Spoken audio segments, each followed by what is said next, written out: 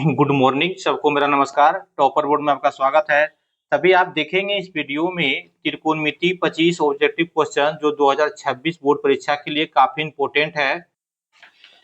पहला क्वेश्चन कहता है कि सेक ए बराबर 13/12, तो tan ए का मान क्या है। तो सबसे पहले एक समकोण त्रिभुज बनाएंगे और ये कोण आपका ए है, ए बी, और ये सी है।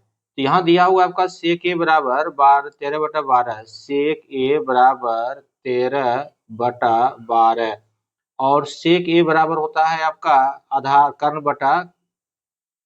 बटा आधार होता है। क्या होता है? आधार होता है। अब यहाँ समझिए कि ये आपका कर्ण 13 दिया हुआ है और ये आधार 12 दिया हुआ है। जब लंब निकालेंगे तो 5 हो जाएगा। अब निकालना है tan ए। क्या निकालना है? tan ए। ये होता है आपका लंब यानी P/B, लंब बटा आधार। और ये हो जाएगा आपका 5/12 हो जाएगा, यानी सही ऑप्शन हो जाएगा ए।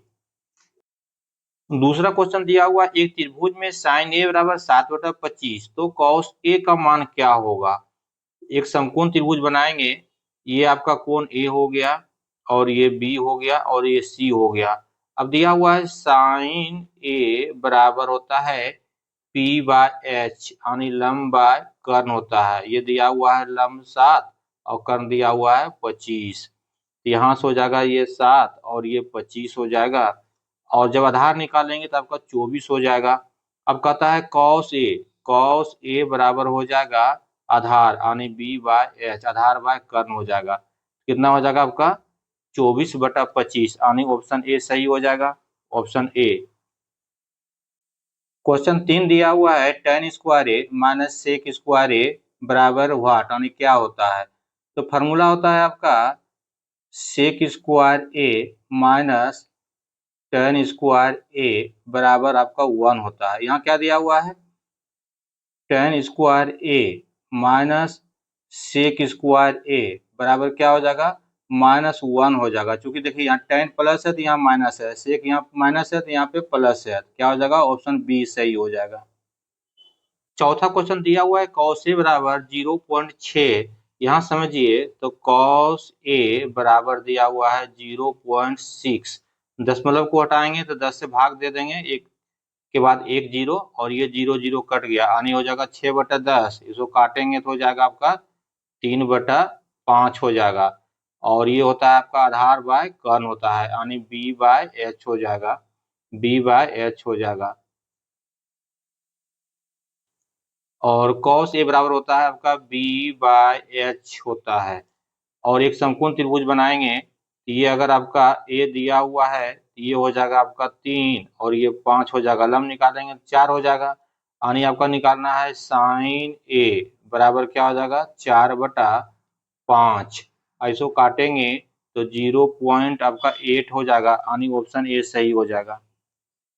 क्वेश्चन नंबर 5 दिया हुआ है साइन थीटा बराबर √3/2, यानी हो जाएगा आपका साइन थीटा बराबर √3/2 हो जाएगा, यानी हो जाएगा ये आपका 60 डिग्री के लिए। कितना हो जाएगा? साइन 60 डिग्री बराबर, दोनों तरफ से साइन हटा लेंगे तो थीटा बराबर हो जाएगा आपका 60 डिग्री। कितना हो जाएगा? 60 डिग्री, यानी ऑप्शन बी सही है। थीटा बराबर 0 डिग्री, तो tan थीटा का मान क्या हो जाएगा। तो यहाँ समझिए अगर tan थीटा के बदले लिखेंगे tan 0 डिग्री, चूंकि थीटा का मान 0 दिया हुआ है, इसका वैल्यू होता है 1, यानी ऑप्शन हो जाएगा बी। नंबर 7 दिया हुआ है साइन ए बराबर कॉस ए, तो यहाँ से किस एंगल के लिए दोनों बराबर होता है। देखिए साइन 45 बराबर भी 1/√2 होता है और कॉस 45 बराबर भी 1/√2 होता है। तो ऑप्शन हो जाएगा सी, यानी ए बराबर 45 डिग्री। स्क्वायर थीटा -1, ये डायरेक्ट फॉर्मूला होता है, ऑप्शन ए यानी कॉट स्क्वायर थीटा। नंबर 9, यदि थीटा बराबर 90 डिग्री तो कॉट थीटा का मान क्या होगा।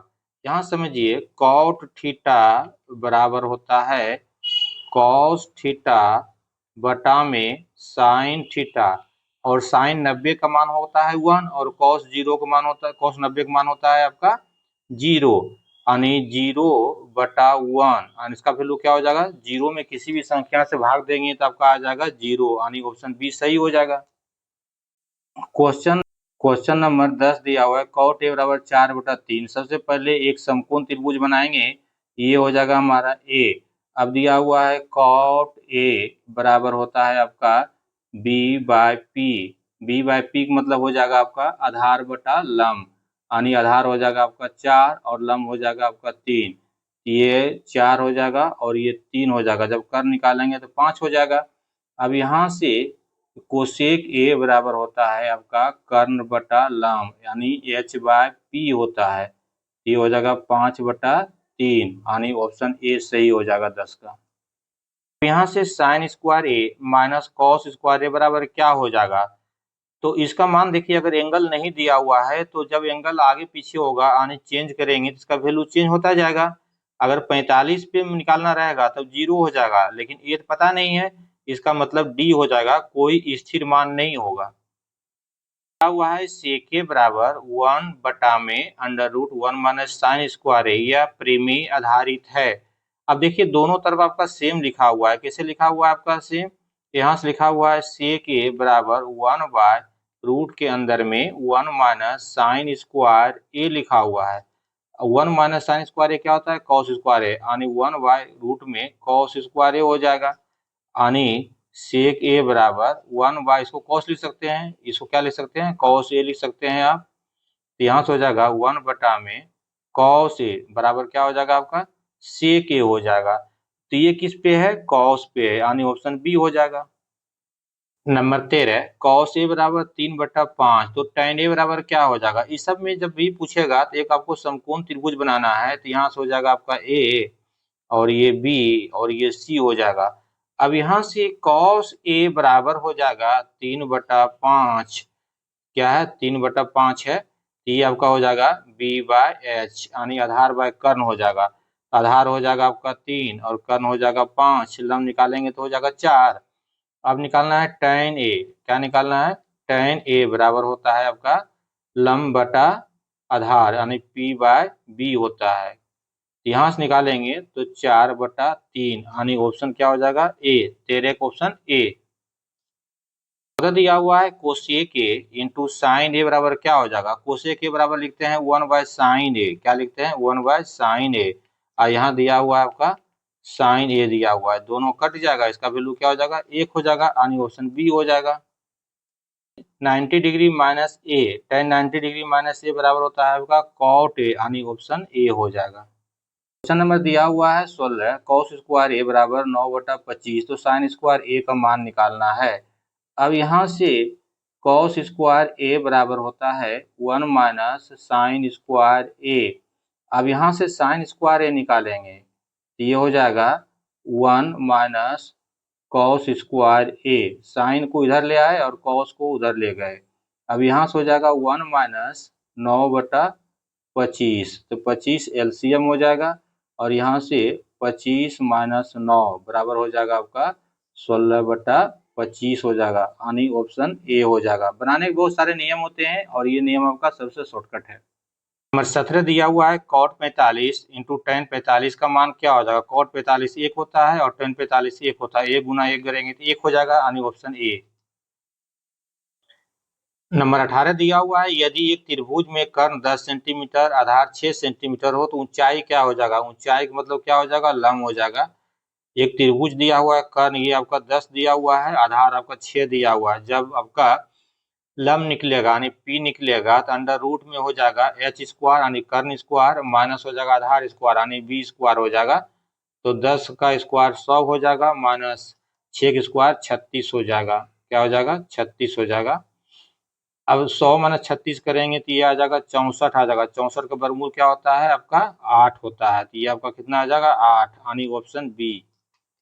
19 कहता है कि साइन 90 डिग्री माइनस ए बराबर ये होता है कॉस ए, यानी ऑप्शन ए हो जाएगा। नंबर 20 कहता है tan ए बराबर 1/√3 दिया हुआ है, यानी आपका दिया हुआ है tan ए बराबर 1/√3 दिया हुआ है। ये सिंपली कितने डिग्री के लिए होता है? 1/√3, यानी ये होता है आपका tan 30 डिग्री के लिए होता है। कितने डिग्री के लिए होता है?